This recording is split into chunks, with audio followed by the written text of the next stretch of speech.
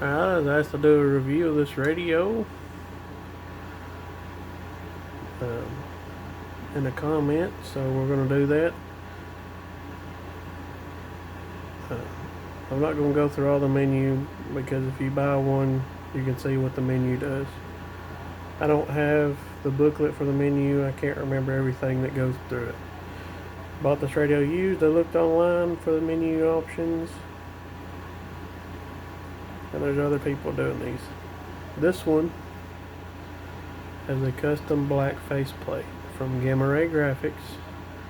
He had a black with like a blue wave design and white lettering. I asked if he could do a black, completely black with white lettering only. He did it. I recommend him. He's on eBay. He can make just about what you want. So he has a few options listed. If he don't have it, you can message him when you buy a graphic from him. You can send him a message and tell him which one you want, if it's one that he already has, or if you want something a little more custom. But enough of that. We're going to do this review of the Anytone Aries 2. Starting from here, we have our volume and squelch. Squelch on the back. If you turn it all the way down, you have auto squelch unless you turn it off in the menu. Volume in the front. And this is your clarifier in the front on the fine, and RF gain in the back. If you go turning it down, look at my other video, guys. That explains RF gain. I had two radios sitting side by side and one couldn't hear it because if the RF gain was here instead of wide open. If it was here, the radio sitting side by side couldn't hear it. Just saying, no need to turn your RF gain down. Alright, we have our mode function, PA, FM, AM, upper sideband, lower sideband. It's in lower sideband, because I was talking some sideband. We have all of our bands. We have A through F, and then we have bands high and low up there. And this is your mic gain and your power. Turn that down a little bit. If you run the NPC feature in the menu, you don't need to run your mic gain all the way up. You could probably run it 1, 2 o'clock and be fine. On AM, on sideband, it don't matter. You could run your mic gain up. This is the stock mic that I'm using with it. We have noise blanker, A&L, and off. I leave it off. I want to hear everything, and I run my squelch all the way down if I'm on sideband. If I'm on AM, my RF gain stays all the way up. It does on sideband as well. But if I'm on AM, my squelch goes up till I don't hear any static anymore, and that's where it stays. But if I'm on sideband, squelch all the way off, RF gain all the way up, noise blanker, A&L off. I want to hear everything, even those quiet long distance stations. Sometimes you can connect on them. This is our noise reduction circuit. You can set that in the menu for how, go down here and you can set it for TX and RX. Kind of gives an underwater sound if you go over 2, but it really does help on cutting a lot of the crap out. Then you have your monitor for your talkback off in the middle position, and your 10K hop for your in between channels like 19 and 20. There's a channel between 19 and 20. Channel 19 is 27185. Channel 20 is 27205. Hidden channel right there, 27195. We have our echo right here, on, off, on, and set. This one, I've not had any complaints about having echo on sideband. And as you know, people will complain about echo on sideband. But if you do it right and listen to yourself, I have a monitor radio here. You don't have to worry about that.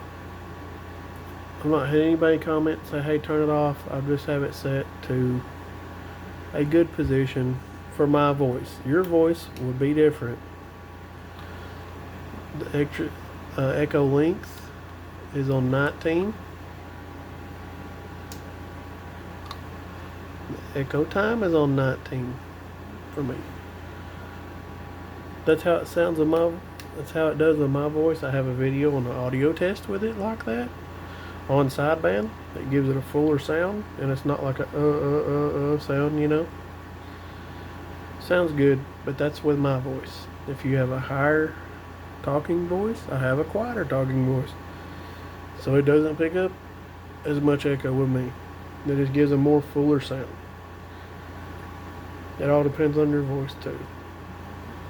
And then we have our band high-low and our weather. And then if you squeeze on the mic here, so the camera's two top buttons,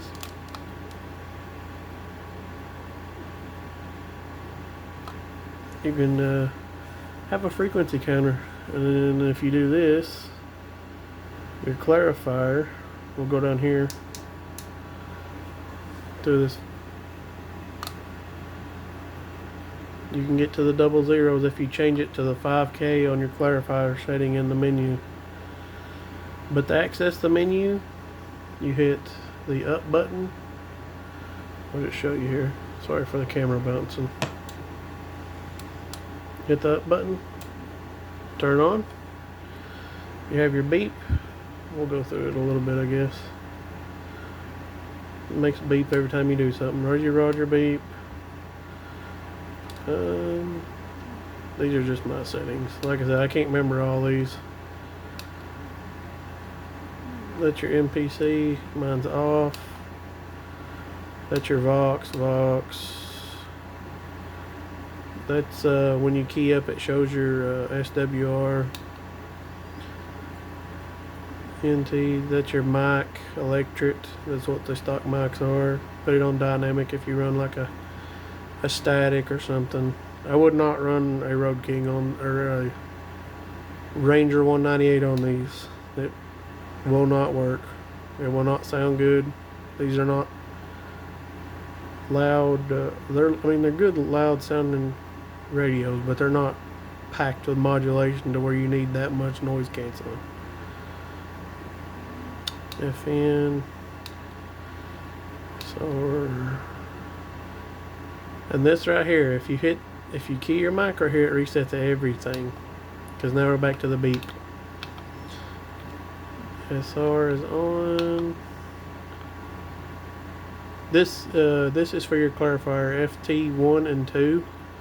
You key your mic, it shows you which one you're on. FT2 is where you can get down to the double zeros, like on the 3700 instead of 3750. And this is for your clarifier. I've got mine set on receive and transmit. And then to save everything, turn it off, let it set. Well, it looks good with that black faceplate. Key it on. These take just a second to come on. Alright. Thanks for watching, guys. I'm not going to drag this video out much longer. This is my review of the Anytone Aries 2. There are, you can get the radioddity qt40, which is the same radio, just under a different name, on Amazon, I think, for like